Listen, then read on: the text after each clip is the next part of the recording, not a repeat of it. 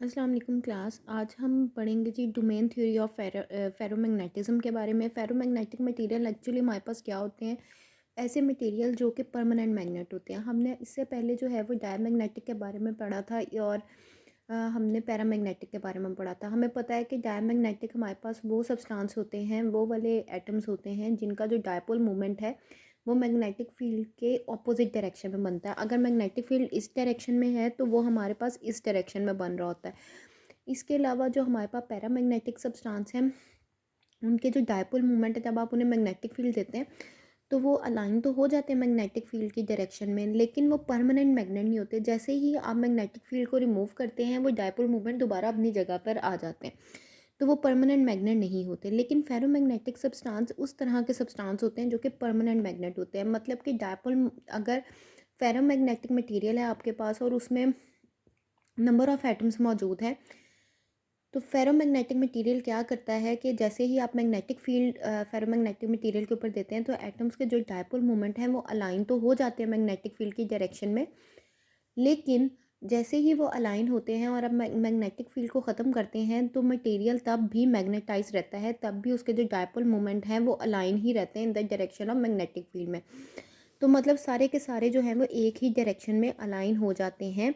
लेकिन जब आप इसके बाद जब आप मैग्नेटिक फील्ड हटा देते हैं तब भी वो अलाइन के अलाइन ही रहते हैं, मतलब परमानेंट मैग्नेट की तरह काम कर रहे होते हैं। मीन्स अगर ये नॉर्थ है तो ये साउथ है, ठीक है, डायपोल मोमेंट का। क्योंकि हमें पता है कि अगर एक एटम है और उस एटम के इर्द इलेक्ट्रॉन मूव कर रहा है तो करंट की डायरेक्शन इधर होगी, अगर इलेक्ट्रॉन इस तरह मूव कर रहा है तो करंट की डायरेक्शन अपोजिट डायरेक्शन में होगी। तो हमारे पास जो डायपोल मोमेंट बनता है वो साउथ से नॉर्थ बनता है। अगर हमारे पास करंट की डायरेक्शन ये है तो इसका मतलब है कि ये साउथ है, और इसमें जो डायपोल मोमेंट है वो हमारे पास डाउनवर्ड बनेगा साउथ से नॉर्थ की तरफ। तो इसकी अगर एटम के ऊपर वाली जगह पे साउथ है तो नीचे वाली में जो है वो नॉर्थ होगा, तो वो जो डायपोल मोमेंट बनेगा वो इस डायरेक्शन में होगा, मतलब साउथ से नॉर्थ की तरफ। तो इस तरह बहुत सारे नंबर ऑफ एटम होते हैं, डिफरेंट डायपोल मोमेंट्स बन रहे होते हैं, कोई ऊपर होता है कोई नीचे होता है, इस तरह से बहुत सारे डायपोल मोमेंट बन रहे होते हैं। लेकिन जब आप इनको मैग्नेटिक फील्ड अप्लाई करते हैं तो मैग्नेटिक फील्ड के डायरेक्शन में ये अलाइन हो जाते हैं।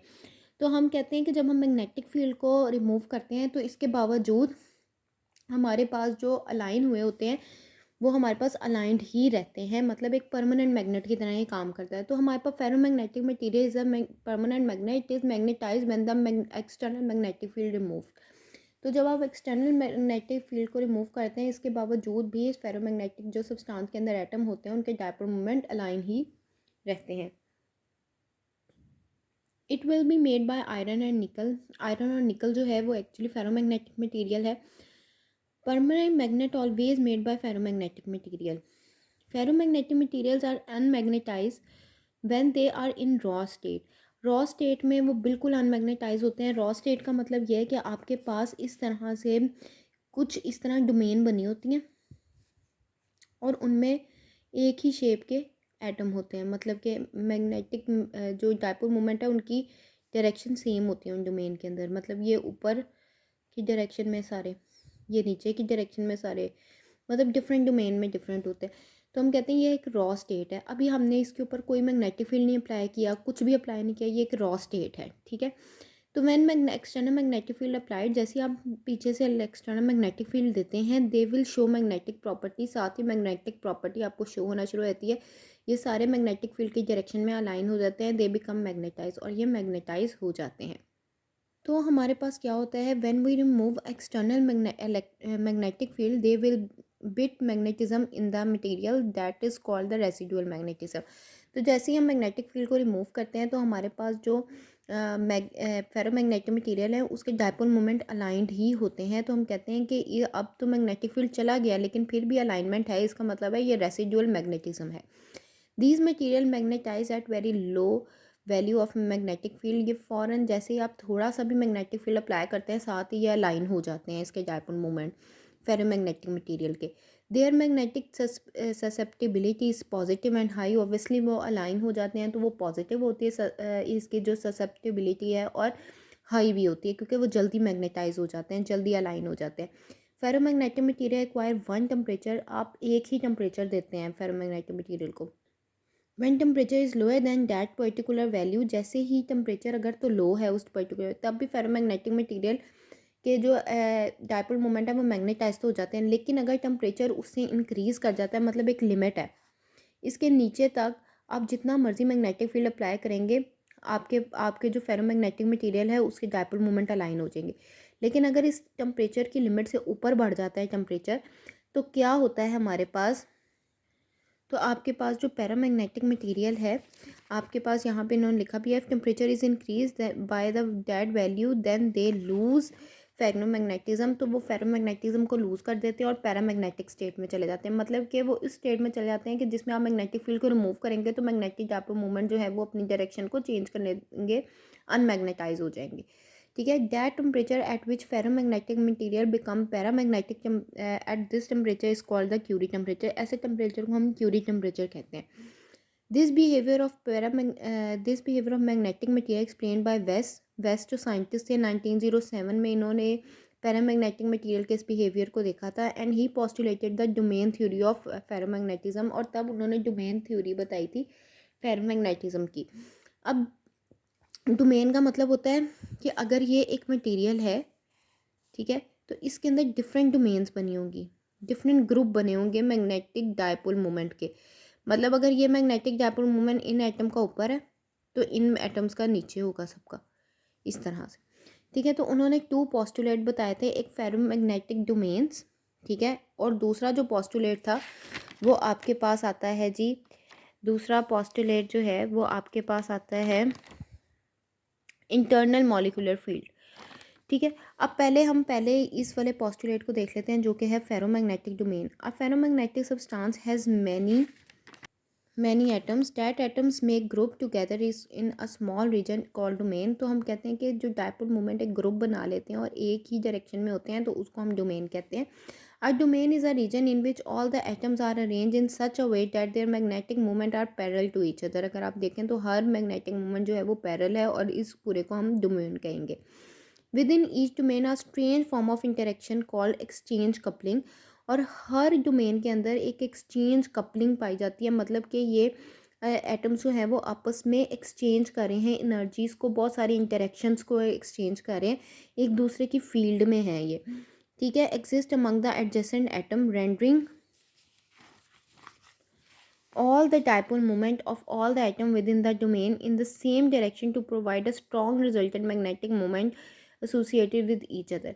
तो वो कहते हैं कि जब ये दो एटम्स जो हैं वो एक दूसरे के करीब आते हैं, दो डायपोल मोमेंट एक दूसरे के करीब आते हैं, तो वो एक दूसरे की फील्ड में आ जाते हैं, और जब एक दूसरे की फील्ड में आ जाते हैं तो वहाँ पे ये एक दूसरे के साथ इंटरेक्ट करते हैं, और जब इंटरेक्ट करते हैं तो इन डायपोल मोमेंट का जो डायरेक्शन है वो सेम हो जाती है एक डोमेन के अंदर। In the absence of magnetic field, अभी आपने मैग्नेटिक फील्ड अप्लाई नहीं की, different domain have magnetic dipole moment, different जो डोमेन्स हैं उनके अपने मैग्नेटिक डायपोल मोमेंट हैं। ठीक है, विल कैंसिल ईच अदर। अब हर डोमेन की अगर आप देखेंगे तो हर डोमेन को अगर आप और पूरे सब्सटेंस को देखेंगे तो इसका मतलब है कि हर डोमेन जो है वो दूसरे डोमेन को कैंसिल कर रही है, तो हमारे पास जो टोटल डायपोल मोमेंट होगा एक मटेरियल का वो ज़ीरो हो जाएगा। ठीक है, the piece of ferromagnetic material will remain unmagnetize in the presence of external magnetic field. जैसे ही आप एक्सटर्नल मैग्नेटिक फील्ड देते हैं, डोमेन अलाइन देमसेल्फ, साथ ही डोमेन्स में जितने भी मैग्नेटिक मूवमेंट होते हैं वो सारे अपने आप को अलाइन कर लेते हैं along the direction of magnetic field and show the strong magnetism. A ferromagnetic domain contain about 10 की raised to power 16 dipole moment। एक डोमेन के अंदर 10 की raise to power 16 dipole moment होते हैं और उनका वॉल्यूम जो है वो 10 की रेज़ टू पावर -8 टू 10 की raise to power -12 centimetre cube होता है। अब दूसरी जो इंटरेक्शन है, मतलब दूसरा जो इसके पोस्टुलेट है वो है internal molecular field. According to the second postulate, spontaneous magnetization of each domain in the absence of magnetic field is due to the presence of internal molecular field is called the exchange field or West field।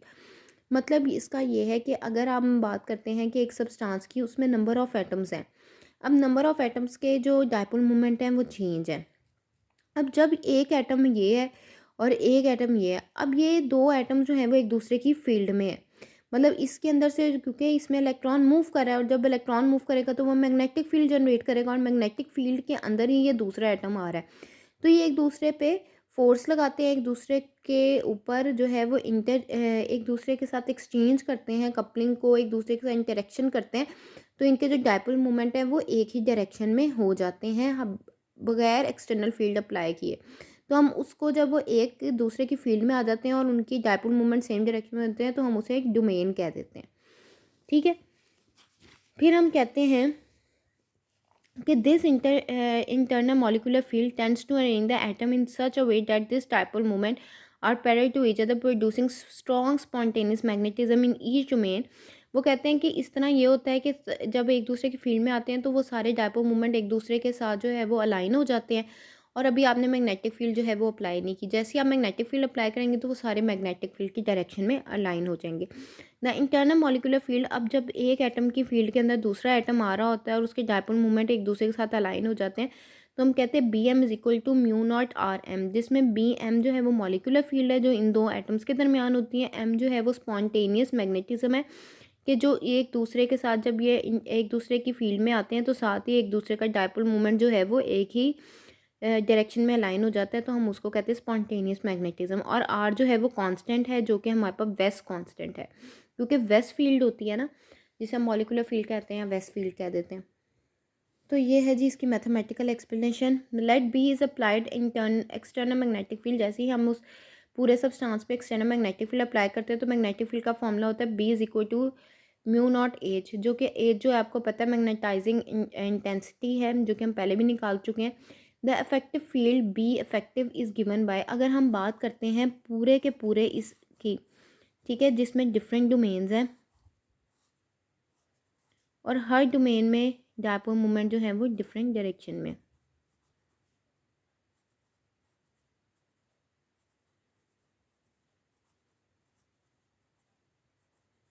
ठीक है, different direction में।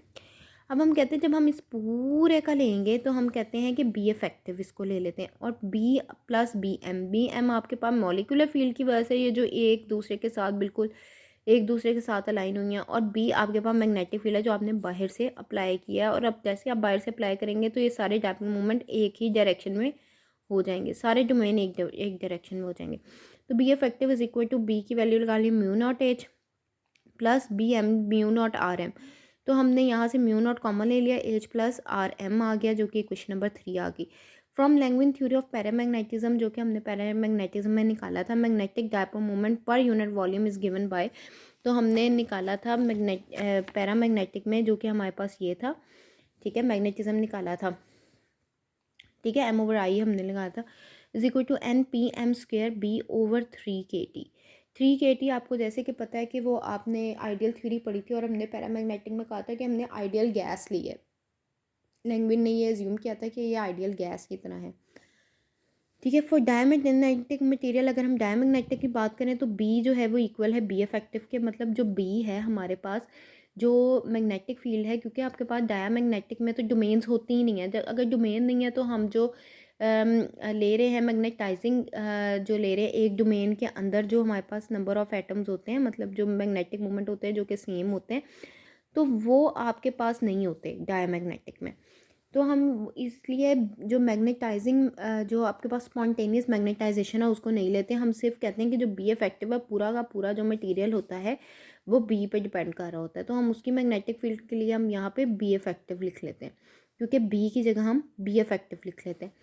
तो using 3 and 4 हम be effective की value को यहाँ put कर देते हैं जो कि हमारे पास 3 में आई थी ये वाली, इसको हम यहाँ पे पुट करते हैं, जैसे पुट करते हैं अब 3 kT को इधर मल्टीप्लाई कर लेते हैं, 3 kT m is equal to N P M square mu naught H plus N P M square R M mu naught, फिर KTM आ गया माइनस ये वाली जो टर्म है आपके पास ये वाली m वाली वो आपने इधर लिख ली इज इक्वल टू ये इधर आ गई। अब m को आपने कॉमन ले लिया और आपके पास ये आ गया, ठीक है।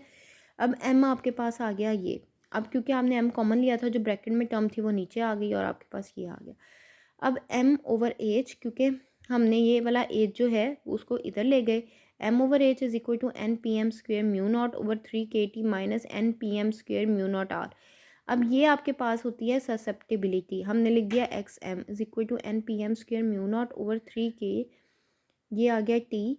जब आपने टी को यहाँ पे के 3 k को कॉमन लिया तो टी आपके पास अंदर आ गया और इसके नीचे 3 k आ जाएगा डिवाइड में, ठीक है।